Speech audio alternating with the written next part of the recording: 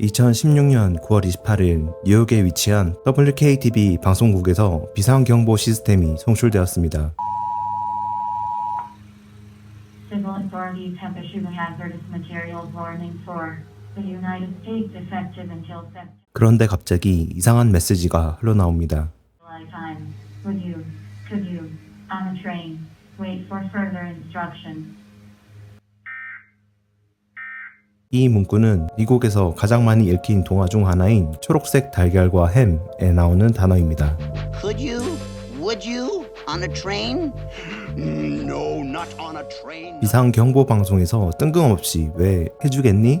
기차에서? 와 같은 문구가 방송되었는지는 모르겠지만 다음날 WKTV는 사과문을 발표합니다. 어제 오후 6시 17분이나 오후 10시 38분경에 뉴스캐스트를 시청하고 계셨다면 화면에 위험물질 경고가 표시되는 것을 보셨을 것입니다. 실제로는 그런 경고가 없으며 긴급 상황도 아닙니다. 해당 메시지는 공개 표시용이 아닌 자동화된 테스트였습니다. 이 메시지는 테스트용으로 연방재난관리청에서 시작되었으며 국가 위치 코드가 포함되어 있어 자동으로 재전송되었습니다. 현재 이 문제를 해결하기 위해 연방재난관리청과 협력하고 있습니다. 이로 인해 혼란을 끼쳐드려 죄송합니다. 하지만 이 게시글 댓글에서 연방재난관리청이 보낸 이상한 문구에 대한 논란이 일자 WKTV는 또 한 번 입장문을 발표합니다. 연방재난관리청은 이 경고를 보내지 않았다고 밝혔습니다. 아마도 해킹되어서 메시지가 전송되었고 어떻게 해킹되었는지에 대한 전면적인 조사를 시작할 것입니다. 수사에 도움이 되는 어떠한 정보를 제공하여 해킹을 추적할 예정입니다.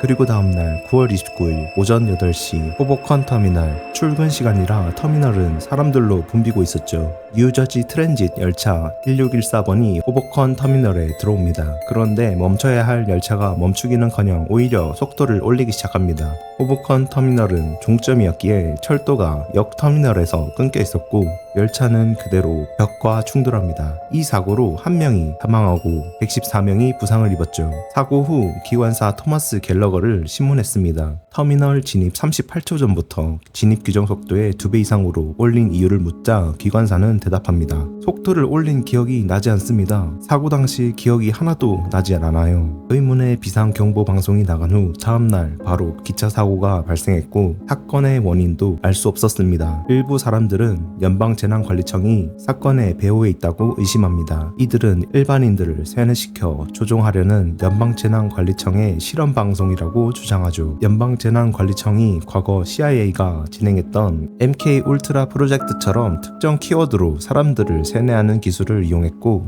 인위적으로 사고를 일으키는 실험을 진행했다고 말이죠. 그 당시 미국에서는 정부 위에 정부가 존재한다는 그림자 정부 음모론이 성행하고 있었습니다. 그림자 정부 집단의 제1후보가 연방재난관리청이었습니다. 이 이야기는 미국인들에게 허무맹랑한 음모론이 아니었습니다. 왜냐하면 실제로 1950년대부터 1970년대까지 CIA가 수행한 MK 울트라라는 인간 세뇌 실험 프로젝트가 있었습니다. 1977년 상원 청문회에서 CIA 국장 스탠스필드 터너의 증언으로 MK 울트라 프로젝트는 사실로 밝혀졌고 이때 대부분의 관련 문서가 파기된 후에도 남아있던 일부 문서를 통해 프로젝트의 전모가 밝혀지게 됩니다. MK 울트라 프로젝트는 약물, 특히 LSD를 이용해 인간의 행동을 조작하려는 시도를 했습니다. 실험은 미국과 캐나다의 여러 대학, 병원, 교도소에서 이루어졌고 감시와 도청 장치가 설치된 CIA 안전가옥에서도 실험이 진행됐죠.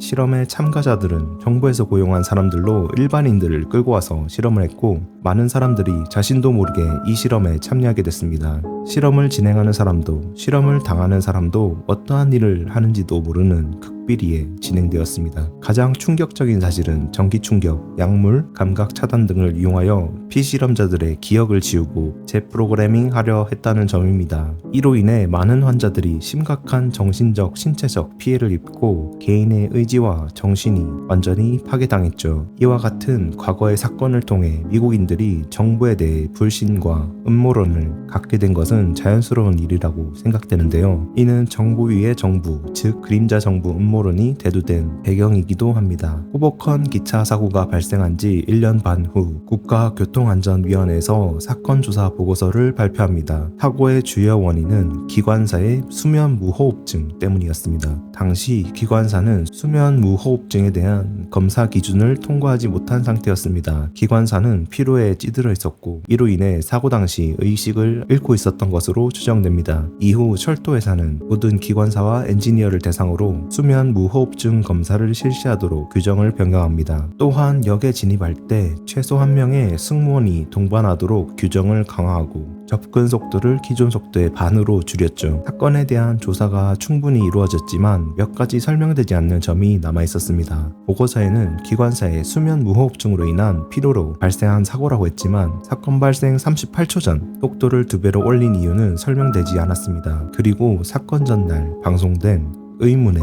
비상경보 방송이 송출되었고 그 방송에서 방송사가 비상경보 문구로 지정해놓지 않은 기차 사고를 의미하는 단어가 흘러나왔던 이유도 알 수 없었습니다. 정말로 일부 음모론자들 말처럼 일반인들을 세뇌시키려는 연방재난관리청의 실험 방송이었고 마침 그 방송을 봤던 기관사가 영향을 받아서 사고를 일으킨 걸까요? 이 사건은 최근 미국에서 일어난 가장 미스테리한 사건으로 남아 있습니다.